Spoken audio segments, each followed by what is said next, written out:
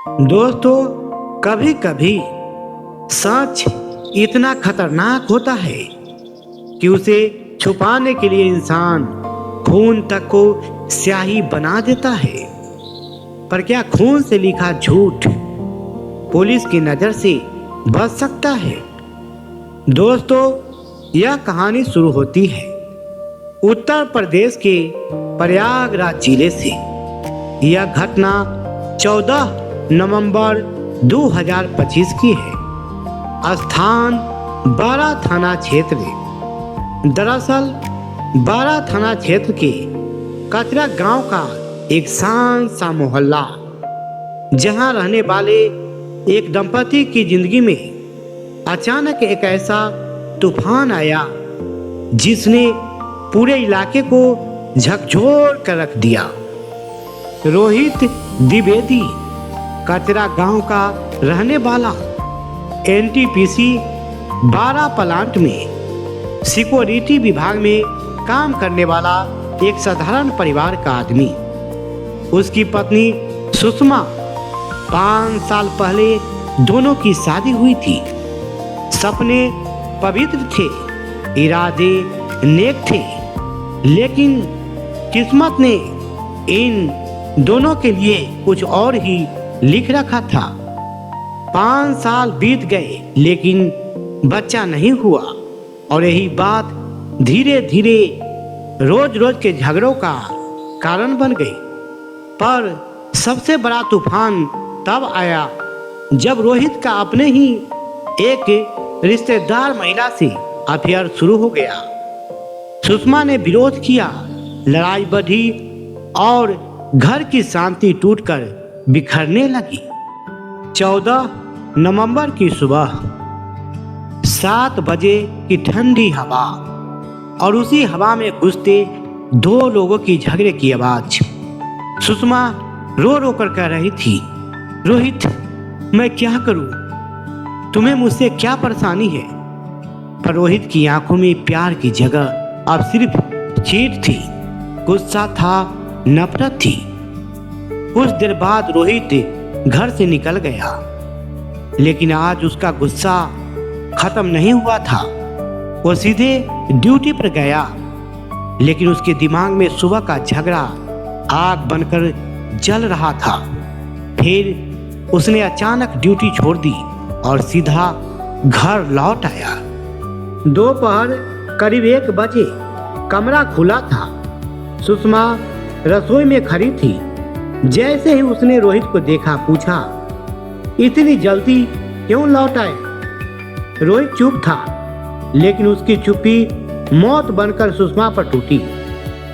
उसने रसोई का चाकू उठाया और एक ही वार में सुषमा के चीख हमेशा के लिए खामोश हो गई।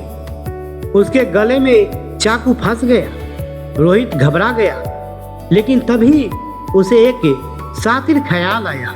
वह झुककर सुषमा के खून को अपने हाथों पर लगाता है और जमीन पर लिखता है, मैं पागल थी, मेरा पति निर्दोष है। कमरे में पसरी खामोशी अब सच नहीं, एक झूठ की कहानी बता रही थी। रोहित पीछे के रास्ते से भाग गया। वो वापस ड्यूटी पर गया और नाटक शुरू कर दिया। सुषमा के फोन पर कई बार कॉल, फिर मकान मालिक संतोष गुप्ता को फोन। भैया, मेरी पत्नी फोन नहीं उठा रही है, कृपया देख लीजिए। मकान मालिक गया, दरवाजा खटखटाया, कोई जवाब नहीं। फिर रोहित खुद वहां आया, दमदार एक्टिंग करते हुए दरवाजा तोड़ा, कमरे में घुसा और चीखने लगा, सुषमा, ये तुमने क्या कर लिया? वह सबसे लिपट कर रोता रहा, पर उसकी आंखें सच्चा दर्द नहीं दिखा रही थी। पुलिस और फोरेंसिक टीम पहुंची।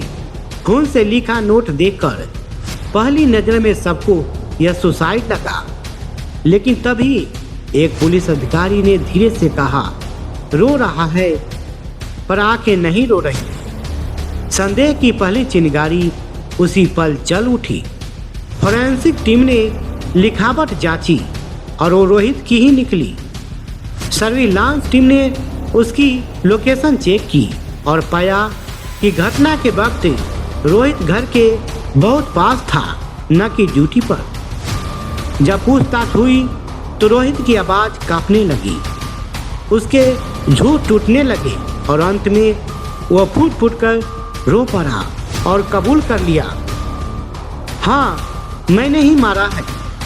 उस एक वाक्य ने पूरी कहानी उजागर कर दी। सुषमा अब इस दुनिया में नहीं थी, लेकिन उसका खून उसकी जुबान बन चुका था।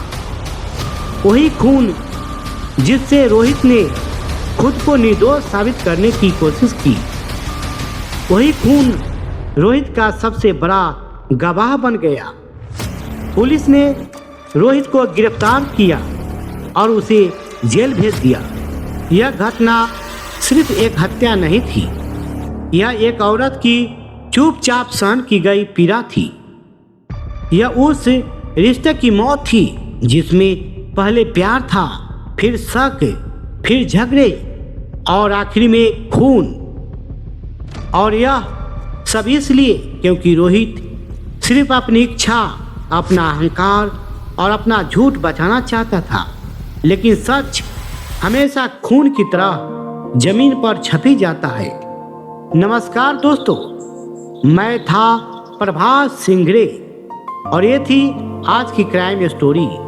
फिर मिलते हैं कल एक नई क्राइम स्टोरी के साथ। तब तक हम आपसे विदा लेते हैं। जय हिंद, जय भारत, धन्यवाद।